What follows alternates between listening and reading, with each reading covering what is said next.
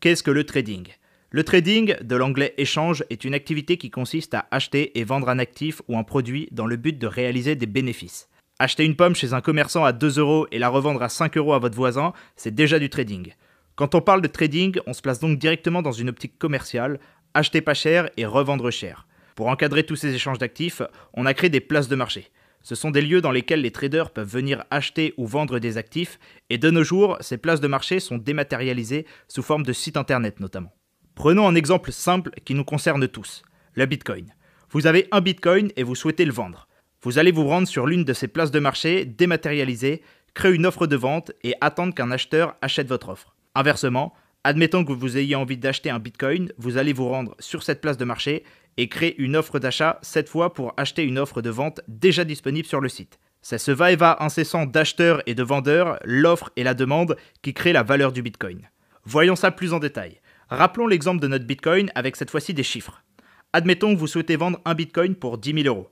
Vous allez sur votre site internet et vous mettez votre offre à 10 000 euros pour un Bitcoin. Quelqu'un achète votre Bitcoin à 10 000 euros. La dernière transaction est de 10 000 euros, le cours du Bitcoin de ce site est donc de 10 000 euros. Le cours du Bitcoin affiché sur un site correspond au montant de la dernière transaction. Néanmoins, il existe des dizaines, si ce n'est des centaines de sites permettant l'achat, la vente de Bitcoin.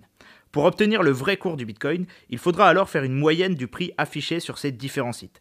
Reprenons un exemple et admettons que le site A et le site B représentent l'intégralité du marché. Sur le site A, la dernière transaction est de 12 000 euros pour un Bitcoin. Sur le site B, la dernière transaction est de 8 000 euros pour un Bitcoin. On dira ainsi que le cours du Bitcoin est de 10 000 euros en faisant la moyenne des 12 000 et des 8 000. D'autres facteurs entrent en compte, mais pour simplifier au maximum, voilà comment est créé le cours du Bitcoin. Logiquement, plus la demande est forte, c'est-à-dire plus il y a de gens qui veulent acheter et plus les prix vont monter. Inversement, quand la demande est faible et l'offre supérieure, alors les prix ont tendance à baisser. Il y a plus de vendeurs que d'acheteurs, donc les vendeurs sont obligés de mettre des prix plus bas pour réussir à trouver des acheteurs. Vous savez maintenant ce qu'est le trading. C'est de l'échange d'actifs, le but étant de revendre toujours plus cher que son prix de revient et que le prix de cet actif est déterminé par l'offre et la demande.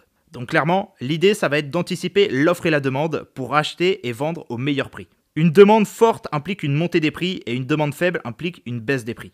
Mais alors, comment anticiper l'offre et la demande? Anticiper l'offre et la demande, ça revient à se demander quand est-ce qu'il y aura beaucoup de gens prêts à acheter de la crypto-monnaie et quand est-ce qu'il y aura beaucoup de gens prêts à vendre cette crypto-monnaie. En identifiant les périodes de l'année où il y a beaucoup de ventes et les périodes où il y a beaucoup d'achats, vous saurez quand acheter et quand vendre. Bien entendu, l'idée c'est d'acheter juste avant une période d'achat et de vendre juste avant les périodes de vente. Clairement, il faut anticiper. La question c'est comment? Bon, c'est là que ça se corse, mais rien de méchant. Vous allez voir, chez Crypto Analyse, on va vous prouver que le trading n'est pas réservé à une élite et que vous aussi vous faites partie de cette élite.